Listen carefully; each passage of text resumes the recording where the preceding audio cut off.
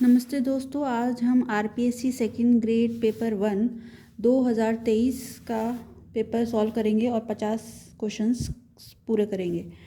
ये वो पेपर है जो कि लीक हो गया था। चलिए हम शुरू करते हैं पहले क्वेश्चन से। 2001 की जनगणना की तुलना में जनगणना 2011 में राजस्थान से संबंधित निम्न में से गलत विकल्प चुनिए। तो इसमें हमें गलत विकल्प चुनना है। तो बाल लिंगानुपात घटा है, ये सही था और इस जनसंख्या वृद्धि दर में भी कमी आई थी। ठीक है, अगर हम 2001 और 2011 की जनगणना की तुलना कर रहे हैं तो इसमें जो गलत होगा कि जनसंख्या घनत्व में कोई बदलाव नहीं हुआ, ये गलत है कथन। दूसरा क्वेश्चन है कि राजस्थान सरकार की बेटी बचाओ बेटी पढ़ाओ अभियान की ब्रांड एम्बेसडर कौन है? तो वो है अवनी लेखरा। निम्नलिखित में से किस आयु वर्ग की महिलाओं उड़ान योजना के अंतर्गत लाभ लेने की पात्र हैं? तो वह है 10 से 45 वर्ष की जो महिलाएं हैं वो उड़ान योजना के अंतर्गत लाभ लेने की पात्र हैं। नेक्स्ट क्वेश्चन, राजस्थान की प्रथम हस्तशिल्प नीति के बारे में निम्नलिखित में से कौन सा कथन सही नहीं है? तो यह नीति मार्च 2025 तक प्रभावी रहेगी, ये कथन गलत है। ये 2024 तक ही प्रभावी थी, अप्रैल 2024 तक। ठीक है, और जो कथन सही है वो हम पढ़ लेते हैं। इससे आने वाले 5 वर्षों में 50,000 से अधिक नए रोजगार के अवसर मिलेंगे, ये बिल्कुल सही था। विलुप्त होती परंपराओं हस्तकलाओं को पुनर्जीवित करने का इसका भी उद्देश्य था और राजस्थान की पहली हस्तशिल्प नीति 2022 में जारी हुई थी, ये भी सही है। नेक्स्ट क्वेश्चन नंबर 5, तो इस 4th क्वेश्चन का आंसर सेकेंड हो जाएगा। 5th जो है, फिट इंडिया मूवमेंट में राजस्थान निम्नलिखित में से कौन सा स्थान प्राप्त किया है? तो पहला स्थान प्राप्त किया था।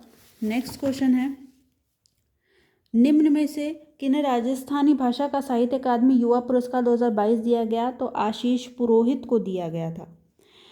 नेक्स्ट, हाल ही में निम्न में से कौन सा बोर्ड गठित करने का प्रस्ताव राजस्थान सरकार द्वारा नहीं किया गया है? तो राजस्थान राज्य सहकारी बोर्ड इसका उत्तर है। राजस्थान विधानसभा में डिजिटल म्यूजियम का नाम क्या है? तो वो है पॉलिटिकल नैरेटिव म्यूजियम। नेक्स्ट, विश्व की लगभग कितने प्रतिशत जनसंख्या उत्तरी गोलार्ध में निवास करती है, यानी कि नॉर्थन हेमिस्फीयर में जो निवास करती है वो है 90% जनसंख्या। नेक्स्ट, निम्नांकित में से कौन सा कथन सही नहीं है? तो देखिए, 18वीं राष्ट्रीय जम्बूरी का ध्येय वाक्य शांति के साथ प्रगति था, हाँ ये बिल्कुल सही था। और राष्ट्रीय जम्बूरी आयोजित करने का अवसर राजस्थान को 67 वर्ष बाद मिला, बिल्कुल 67 वर्ष बाद मिला था। और 18वीं राष्ट्रीय जम्बूरी राजस्थान के पाली जिले के रोहट में आयोजित की जा रही थी, ये भी सही है। लेकिन राष्ट्रीय जम्बूरी 1956 में राजस्थान द्वारा अजमेर में आयोजित की गई, ये गलत होगा इसका उत्तर। नेक्स्ट क्वेश्चन पर हम बढ़ते हैं। निम्नांकित में से कौन से एक भूमंडलीय पवन हवा नहीं है? तो भूमंडलीय हवा कौन सी नहीं है? वो है मानसूनी हवाएं, जबकि पछुआ हवाएं, ध्रुवीय हवाएं और व्यापारिक हवाएं, ये तीनों भूमंडलीय हवाएं हैं, लेकिन मानसूनी हवाएं नहीं हैं। नेक्स्ट, कौन से वर्ष में संयुक्त राष्ट्र संघ द्वारा टिकाऊ विकास के लक्ष्य SDGs अपनाए गए थे? तो वो है 2015।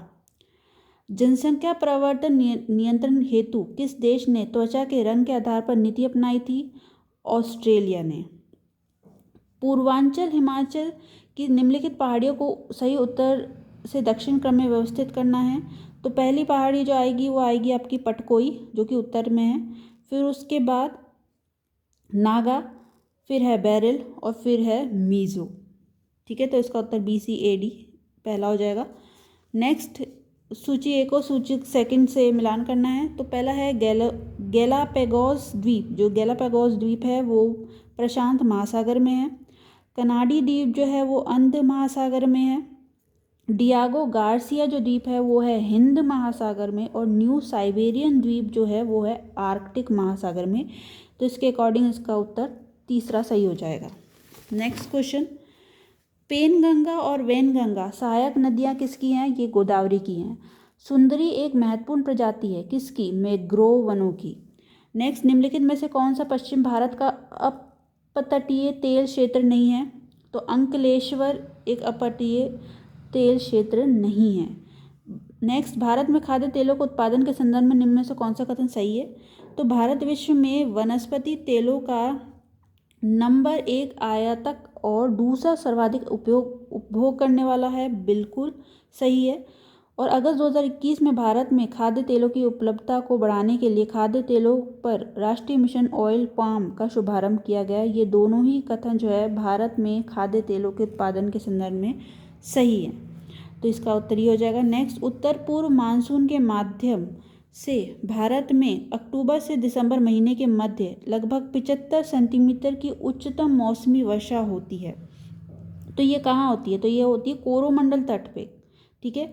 तो कोरोमंडल तट पे उत्तर पूर्व मानसून के माध्यम से भारत में अक्टूबर और दिसंबर के महीने में जो मध्य लगभग 75 सेंटीमीटर की उच्चतम वर्षा होती है वो है कोरोमंडल तट के सहारे। नेक्स्ट,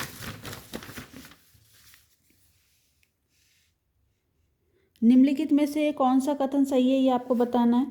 तो चंडीगढ़ ने GSVA में सेवाओं की उच्चतम हिस्सेदारी को अंकित किया, जबकि सिक्किम भारत के सभी केंद्रशासित प्रदेशों में वर्ष 2020-21 के दौरान सबसे कम रहा।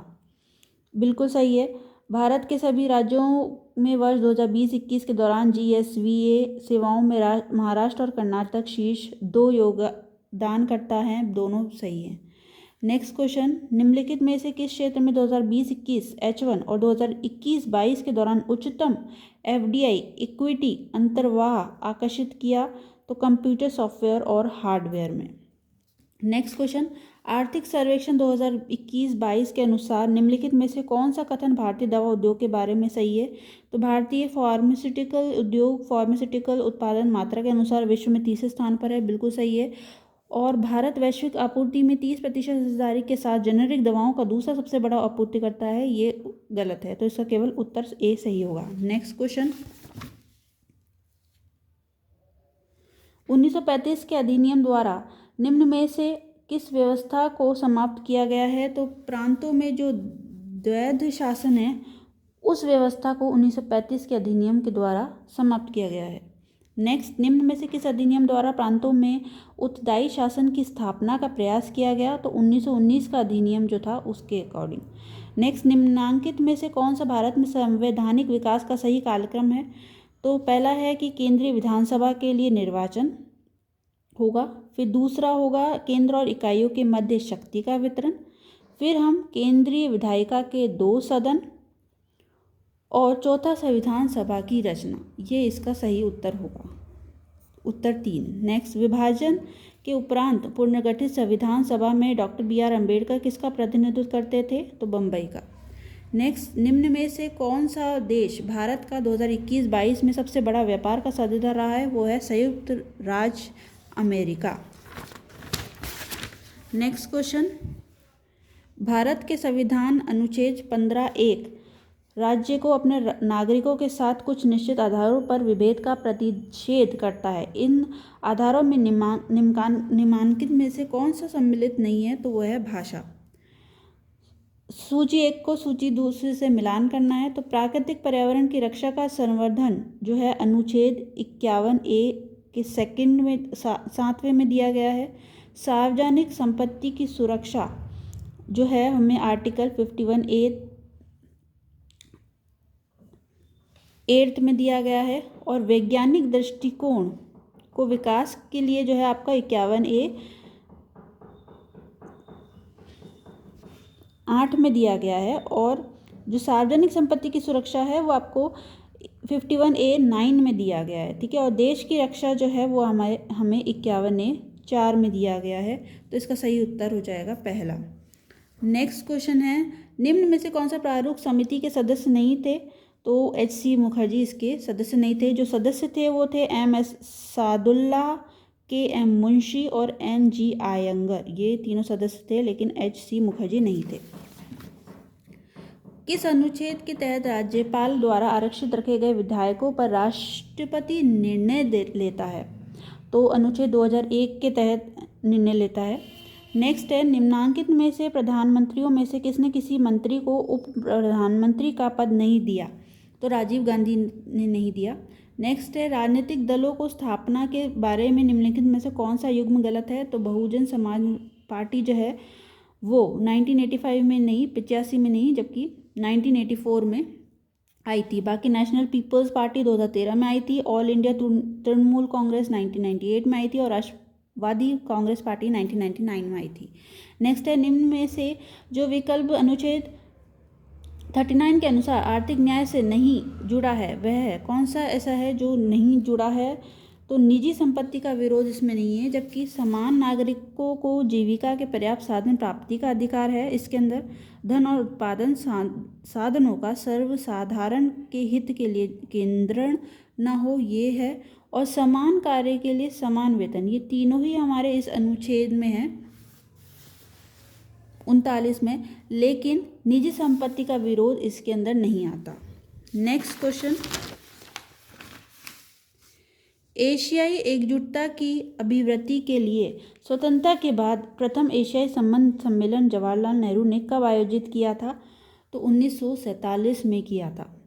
नेक्स्ट क्वेश्चन, भारत को अभी तक सुरक्षा परिषद में अस्थायी सदस्य के रूप में कितनी बार चुना गया? तो 8 बार चुना गया है। सुरक्षा परिषद की बात हो रही है यहाँ पर, का अस्थायी सदस्य। नेक्स्ट है, वर्ल्ड सोशल फोरम की पहली बैठक कहाँ आयोजित की गई थी? तो ब्राज़ील में की गई थी। निम्नांकित में से कौन सा कथन शिक्षा मनोविज्ञान के महत्व के संदर्भ में सही नहीं है? तो कौन सा कथन सही नहीं है? तो पहला पढ़ लेते हैं, यह अध्यापकों की विद्यार्थियों के व्यवहारों में समुचित परिवर्तन लाने में मदद करता है, ये बिल्कुल पॉजिटिव कथन है। यह शिक्षकों को स्वयं को समझने में मदद करता है, ये भी पॉजिटिव है। यह शिक्षकों में शैक्षणिक समस्याओं को दूर करने के प्रति उचित मनोवृत्ति उत्पन्न करता है, ये भी सही है। लेकिन यह विद्यार्थियों को कमजोरियों एवं असफलताओं को नज़रअंदाज करने के लिए प्रेरित करता है, ये बिल्कुल नेगेटिव है। लर्नर के लिए नेगेटिव बात कही गई है। नेक्स्ट क्वेश्चन, मिलान करना है हमें। तो ऑल इंडिया फॉरवर्ड, तो ऑल इंडिया फॉरवर्ड जो है वो आपका पश्चिम बंगाल में है, इसका ब्लॉक। सेकंड जो है बीजू जनता दल, जो बीजू जनता दल है वो उड़ीसा में है। और इंडियन नेशनल लोक दल जो है वो आपका कहाँ है? हरियाणा का है।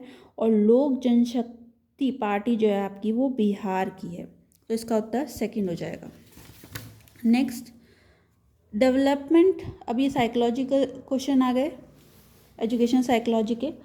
पहला क्वेश्चन है इसका, development proceed from the centre to periphery, what is this principle of development direction call? तो इसको हम क्या कहते हैं? इसको हम प्रॉक्सिमोडिस्टल कहेंगे, ठीक है, जब हम डेवलपमेंट होगा from centre to periphery. Next है, which of the following determinants affects the physical development of children?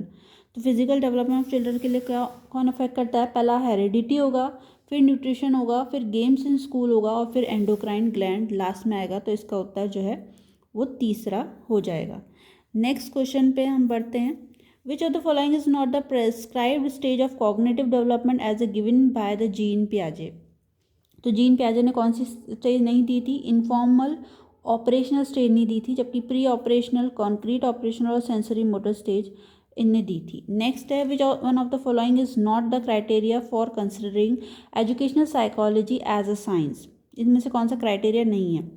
तो इसका जो उत्तर होगा वो है, no changes are possible in its theories and laws. ये बिल्कुल गलत है, जबकि in it scientific method is use to study the behaviour, ये बिल्कुल सही है। इस थ्योरी आर यूनिवर्सली एक्सेप्टेड, ये भी सही है। In it prediction can be done on the basis of the present knowledge. Next question,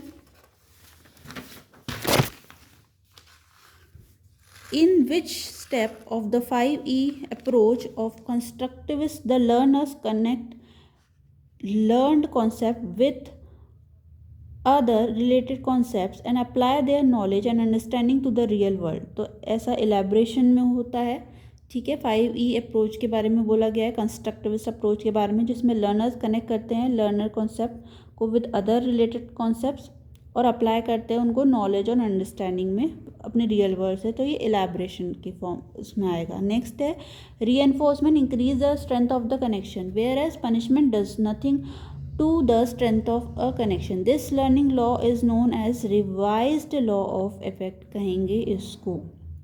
next है, according to Allport, the traits which represent those few characteristics, tendencies which can be ordinarily used to describe a person are known as central traits. इसको हम कहेंगे यानी कि केंद्रीयशील गुण, ये जो होंगे अकॉर्डिंग टू Allport के ट्रेड्स के अकॉर्डिंग है, ठीक है। नेक्स्ट है, a teacher wants to teach a topic to a student, before teaching he tries to make a students mentally prepared, which law is using? तो लॉ ऑफ रेडीनेस का definitely वो use करेगा। Next है,